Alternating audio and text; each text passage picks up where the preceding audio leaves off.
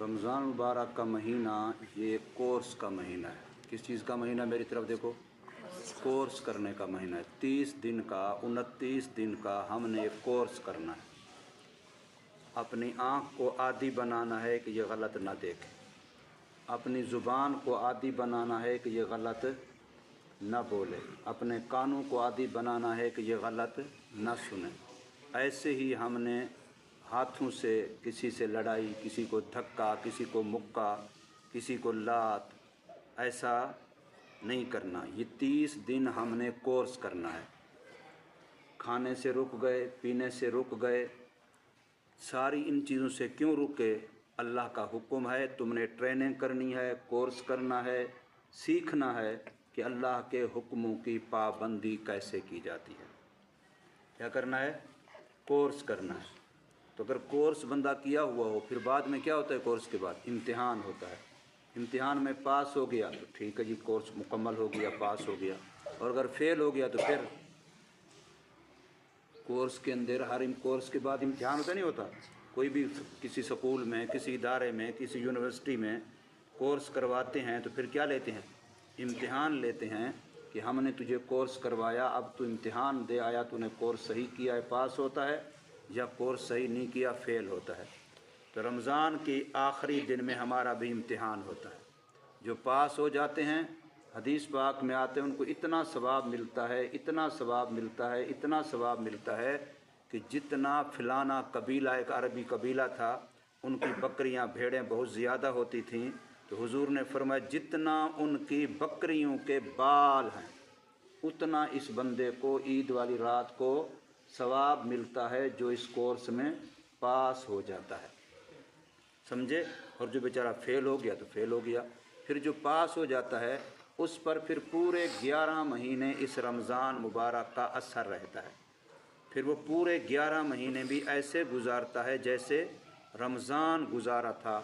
न गाली देता है, न चुगली लगाता है, न किसी की गीबत करता है, न किसी को बहतान तराशी करता है, न किसी को गलत आँख से देखता है, न किसी से गलत सुनता है, न गलत कमाता है, न गलत खर्च करता है। हर लिहाज से अपने आप को उस कोर्स का पाबंद बना लेता है। समझे? अब इसकी मैं 2-3 मिसालें देता हूँ। मिसाल के तौर पर एक वाक़या पेश आया किसी जगह पर, जैसे अड्डा होता है, लारी अड्डा है, जहाँ स्टेशन है, कई जगह पर बंदे ज़्यादा इकट्ठे थे। तो इकट्ठे बंदों में एक नौजवान और एक बूढ़ा आदमी, उनके अंदर मुँह मारी हो गई, तू मैं हो गई, गुस्सा हो गया, नाराज़गी हो गई, झगड़ा हो गया। अब झगड़े में जो बूढ़ा आदमी था बेचारा बर्दाश्त कम थी, उसने उस नौजवान को थप्पड़ मार दिया। अब नौजवान ताकत में तो ज़्यादा था, वो तो एक के बजाय 10 मार सकता था, लेकिन बजाय उसने बदला लेने के, बजाय थप्पड़ का थप्पड़ मारने के, वो बाबा जी को देखा कि इसने तो चलो बेकाबू हो गया, थप्पड़ मार दिया, वो आगे से हंस पड़ा। उसने बाबा जी के सामने क्या कर दिया? हंस दिया। अब हंसना ये क्या था? ये अपने ऊपर कंट्रोल करने का मतलब था कि मैंने अपने गुस्से को, अपनी नाराज़गी को, अपने बदले के इंतकाम के जज्बे को मैंने क्या कर लिया है? कंट्रोल कर लिया है, काबू कर लिया है। मैं चाहता तो बाबा जी को डबल मार सकता था, धक्का दे सकता था, उसको थप्पड़ मार सकता था, उसकी बेहुरमती बेइज्जती कर सकता था, मैं जवान था, लेकिन मैंने नहीं किया। क्यों? इसलिए कि मैंने कोर्स किया हुआ था कि अपने जज्बात पर, अपने गुस्से पर काबू कैसे पाना है। रमज़ान मुबारक का एक नाम शहर सब्र भी है, अपने ऊपर कंट्रोल करने का महीना। शहर सब्र भी इसका नाम है कि अपने ऊपर क्या करने का महीना है?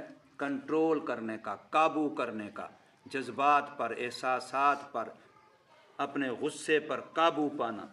जी चाह रहा है, भूख लगी है, खाऊं, लेकिन नहीं खाता। जी चाह रहा है, प्यास लगी है कि पीऊं, लेकिन नहीं पीता। क्यों? अपने ऊपर कंट्रोल है, अपने ऊपर काबू है, इसलिए किसी के साथ झगड़ा नहीं करता, गुस्सा नहीं करता, लड़ाई नहीं करता।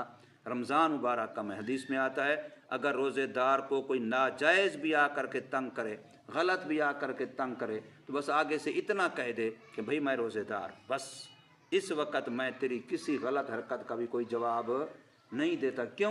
मैं रोज़ेदार, मैंने अपना रोज़ा बचाना है।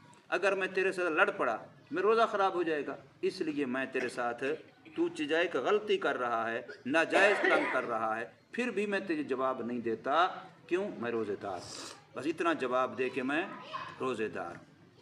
بات سمجھ آئی کہ نہیں؟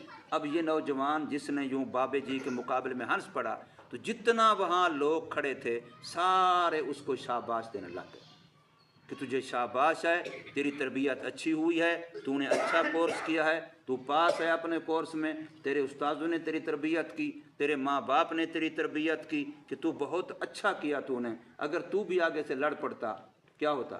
نقصان زیادہ ہوتا، خرابی ہوتی، اس بوڑھے بیچارے کی مار بھی کھا لیتا اور بےزتی بھی ہو جاتی۔ اسی طریقے سے ایک واقعہ لکھا ہے کہ ایک بابا جی جا رہا ہے گلی کے اوپر، روڈ کے اوپر، راستے کے اوپر، اس نے بہت سارا سامان اٹھایا ہوا ہے، اب بڑی مشکل سے بیچارہ سامان کو اٹھا کے لے کے جا رہا ہے، تو ایک نوجوان ہے، بچہ ہے، وہ دیکھتا ہے کہ بابا جی جا رہا ہے، بیچارہ سامان اٹھائے ہوئے ہے، مشکل میں ہے، وہ دوڑتا ہوا جاتا ہے، بابا جی سامان لے لیتا ہے، آپ اٹھا لیتا ہے، اور بابا جی کو کہتے ہیں بابا جی کہاں لے جانا ہے بتاؤ، میں آپ کے ساتھ آپ کا سامان پہنچا دیتا ہوں۔ اب یہ اس بچے کو کہا کسی نے نہیں ہے کہ تو جا کے بابا جی کا سامان اٹھا لے، کسی نے کہا نہیں ہے، لیکن اس کی تربیت اچھی ہوئی تھی، اس کا کورس اچھا ہوا تھا، اس کو ماں باپ نے سکھایا تھا کہ دوسروں کی مدد کرنی ہے، اس کو استاذوں نے سکھایا تھا، تو اس نے اس کورس کو پاس کیا ہوا تھا، اس لیے دیکھا خود بخود کہ وہ بوڑھا بندہ ہے، کمزور بندہ ہے، کافی سارا وزن ہے، وہ بیچارہ لے کے جا رہا ہے لیکن مشکل میں ہے، تو جا کر کے اس کا سامان خود اٹھا لیا، تو اس کی سارے تعریف کریں گے نہیں کریں گے؟ اس کو اچھا کہیں گے نہیں کہیں گے؟ تو یہ کام انہوں نے کیا، ہم نے بھی کرنا ہے کہ نہیں کرنا ہے؟ ہم نے بھی ایسے اچھے کام کرنے کہ نہیں کرنے؟ اب مسجد میں بیٹھ کے لوگ نفلیں پڑھ رہے ہیں، سنتے پڑھ رہے ہیں، ہم اگر ادھر باتیں کر رہے ہیں ادھر باتیں کر رہے ہوں تو لوگوں کو تکلیف ہوگی کہ خوشی ہوگی؟ تکلیف ہوگی نا۔ وہ نماز پڑھ رہے ہیں، کوئی ذکر کر رہا ہے، کوئی تلاوت کر رہا ہے، اور یہ بیچارے کو ادھر دوڑ رہا ہے، کوئی ادھر دوڑ رہا ہے، دو ادھر بیٹھے ہیں باتیں کر رہے ہیں، دو ادھر کھڑے ہیں باتیں کر رہے ہیں، ان کو چپ بھی نہیں آتی، تو بتائیے کتنا برا لگے گا، اور ان بیچاروں کو کتنی تکلیف ہوگی نماز پڑھنے والوں کو، تلاوت کرنے والوں کو، کہ بھی یہ کیسے لوگ ہیں، کیا کر رہے ہیں یہ؟ وہ بات سمجھ آ رہی کہ نہیں آ رہی؟ اسی طریقے سے واقعہ لکھا ہے خواجہ فضل علی قریشی رحمہ اللہ، کتاب یہاں ادھر میرے پاس پڑی تھی، اس کتاب کے اندر واقعہ لکھا ہے کہ خواجہ فرید الدین غلام فرید جو اس پر پاک پتن شریف والے تھے، خواجہ غلام فرید سے رحمۃ اللہ تعالی علیہ، ان کا واقعہ لکھا ہے کہ ایک آدمی غریب سا پھٹے پرانے کپڑوں والا، میلی کچیلی شکل والا، پرا گندہ بالوں والا، ان کو آ کر کے ملا، مصافحہ کیا، السلام علیکم کہا، تو خواجہ صاحب نے اس سے پوچھا تیرا نام کیا ہے، کہاں سے آیا ہے، کہاں سے کیا بات کی، اس نے جو بتایا میں فلاں گاؤں سے، فلاں شہر سے، فلاں علاقے سے آیا ہوں، تو خواجہ صاحب نے فرمایا کہ اس علاقے میں فلاں نام کا ایک عالم تھا، اس کو جانتا ہے؟ اس نے بتایا ہاں جی، جس عالم کا آپ نام لے رہے ہیں، پوچھ رہے ہیں، وہ تو میرے والد صاحب تھے، میں اس کا بیٹا ہوں۔ تو یہ بات سنتے ہی خواجہ صاحب شاہی مہمان تھے، وقت کے بادشاہ کے مہمان تھے، والی ریاست بہاولپور کے مہمان تھے، بہت سارے نوکر چاکر، بہت سارے پہرے دار، بہت سارے پولیس والے، فوج والے اس کی نگرانی پر کھڑے ہیں، اور والی ریاست خود بھی موجود ہے۔ اب اس کے شیان شان، اس کے لیے سٹیج ہے، اس کے لیے پلنگ ہے، اس کے لیے بیڈ ہے، اس کے لیے کرسی ہے، اس کے لیے صوفہ ہے، جو بھی اس وقت کا تھا بڑا شاندار تھا، وہ شاہی سٹیج پر بیٹھے ہیں، تو فوراً وہاں سے خود اٹھ جاتے ہیں، ہٹ جاتے ہیں، اور اس فقیر کو، پھٹے پرانے کپڑے والوں کو جو بتاتا ہے کہ میں فلاں عالم کا بیٹا ہوں، اس کو فوراً اپنی جگہ پر بٹھا دیتے ہیں۔ سارے حیران ہو جاتے ہیں کہ یہ عجیب آدمی ہے، ہم تو اس پھٹے پرانے کپڑے والوں کو ادھر آنے نہیں دے رہے تھے، ہم تو روک رہے تھے خواجہ صاحب سے ملاقات نہ کرے، یہ خواجہ صاحب نے اس کو اپنی جگہ پر بٹھا دیا، اتنی عزت کی اس کی۔ تو خواجہ صاحب نے پھر بتایا کہ جس عالم کا یہ بیٹا ہے وہ میرے باپ کا استاذ تھا۔ وہ عالم کیا تھا؟ میرا استاذ نہیں، میرے باپ کا استاذ تھا۔ تو اب ہم تو اپنے استاذ کی عزت نہیں کرتے، اپنے استاذ کے لیے کھڑے نہیں ہوتے، اپنے استاذ کے لیے جگہ نہیں چھوڑتے، اس نے اپنے باپ کے استاذ کے لیے شاہی پلنگ تھا، کرسی تھی، صوفہ تھا، بیڈ تھا، جو جگہ بھی اس کے لیے بنی ہوئی تھی، جو صرف اسی کے لیے بنی ہوئی تھی، اس کو چھوڑ دی، اس فقیر کو، اس غریب غربے کو، پھٹے پرانے کپڑے والے کو، اس کو اپنی جگہ پر بٹھا دیا۔ یہ کیا تھا؟ یہ خواجہ صاحب کی تربیت ایسی ہوئی تھی کہ بھی استاذ کی، بڑے کی، فلاں کی، نسبت والے کی ادب کیا جاتا ہے، یہ تربیت تھی۔ میں بتانا یہ چاہتا ہوں کہ اگر اچھی تربیت ہم لوگ قبول کر لیں گے تو زندگی ساری ہماری اچھی بن جائے گی۔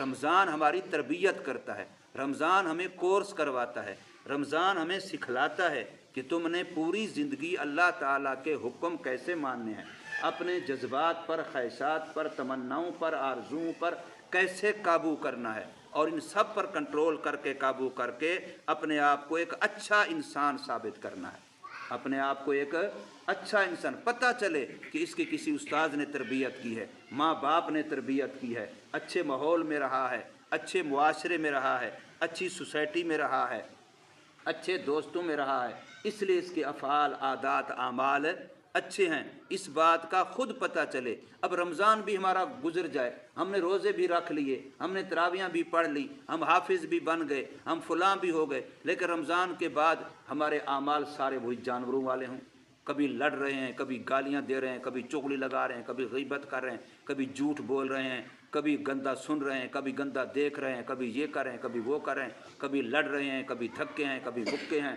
یہ چیزیں پھر اس کا مطلب کیا؟ ہم نے کیا سیکھا؟ قرآن والی تربیت کدھر گئی؟ استاد والی تربیت کدھر گئی؟ ماں باپ والی تربیت کدھر گئی؟ ہم نے رمضان سے کیا سیکھا ہے؟